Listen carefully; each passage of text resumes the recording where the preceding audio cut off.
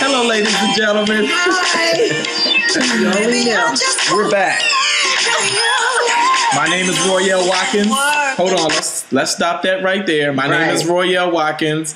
Team Royale, King Royale. This beautiful, beautiful young lady right here with the smile on her face and the beautiful teeth. She goes by the name of Wife. Throw it up. Gang signs. Wife. What? Wife.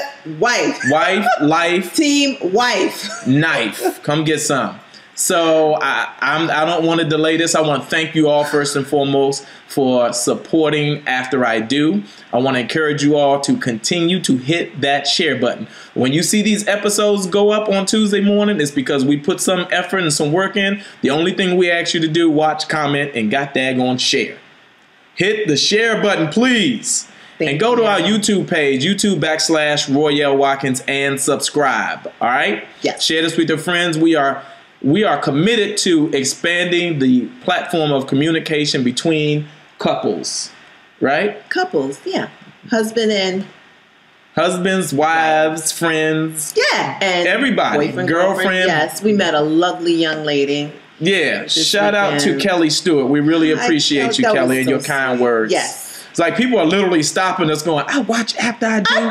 And I'm so appreciative that you all discussed that because, you know, my husband and he don't, and my wife, she don't think. Listen, let me just say this really quickly about a marriage. So many people are stuck in this idea of what a marriage should be based on the Bible, based on their pastor, based on their mama and their daddy and their girlfriends and the perception. Absolutely. No, a marriage is what you and your spouse decide you all need to do for yourselves to make it work long term. Right. All right. There's nobody else laying in bed with y'all at night. Nobody else helping y'all figure out how to pay them bills. Nobody else. It's y'all. It's me and wife right here trying to make this thing work. So whatever we decide the rules are going to be, that's what it is. That's what the damn rules are. Absolutely. All right. Yep. All right. So again, it's all about expanding the base of communication. Everything is inbounds. You need to be able to talk about it. If my wife says she need to go out on a date with Idris Elba and he need to be dream on. Whatever. But let's get into this episode because I have a question for you, and I have a very interesting question for you. My question is this.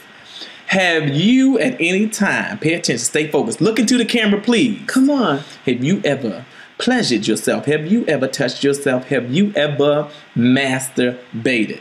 Without you. Without me. Yeah.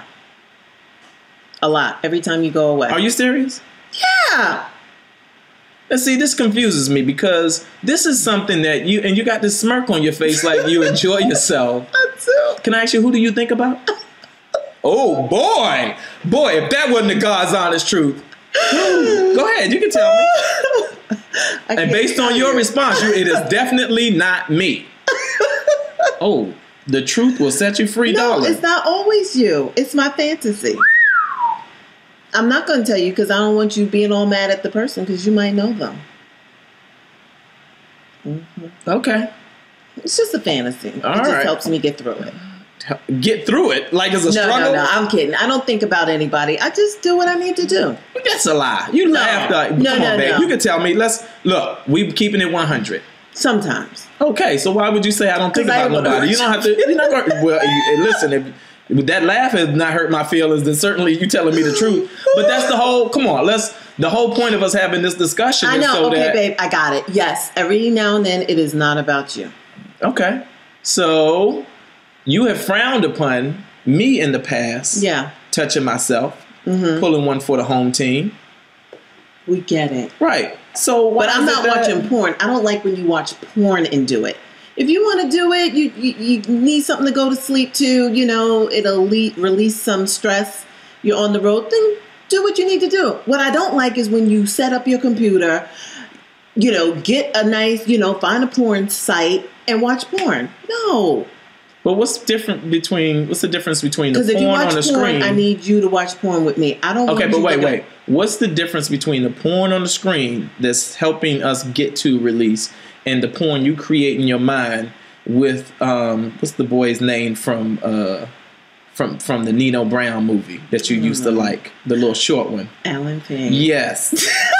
Yeah, that you used to be in I'm love not thinking with. about Alan Payne no more. That was before. Yes, that's only because you found out that he was short. But if he was 6 feet or above. No, Okay, no. but what's the difference? I don't know. In my mind, and it's not like I lay down and say, ooh, I'm going to think about this. Sometimes in the act, somebody's face might pop up or whatever, but really I'm not concentrating on that person. I'm just in the mood and I decide to do it.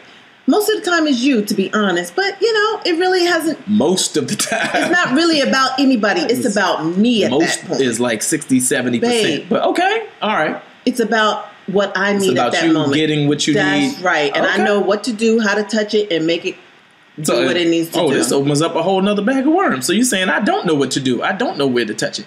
But we don't get into that. So we just agree that you, every once in a while, touch yourself and think about other people so that you can bring yourself to a happy ending.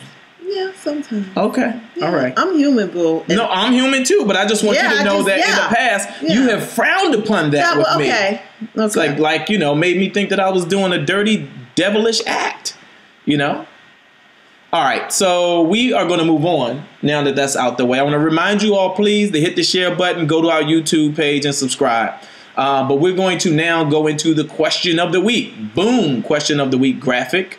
And this question comes from, let's see. For your hips. Hips for Love ask, how do you help each other through childhood pains that have kind of stuck with you?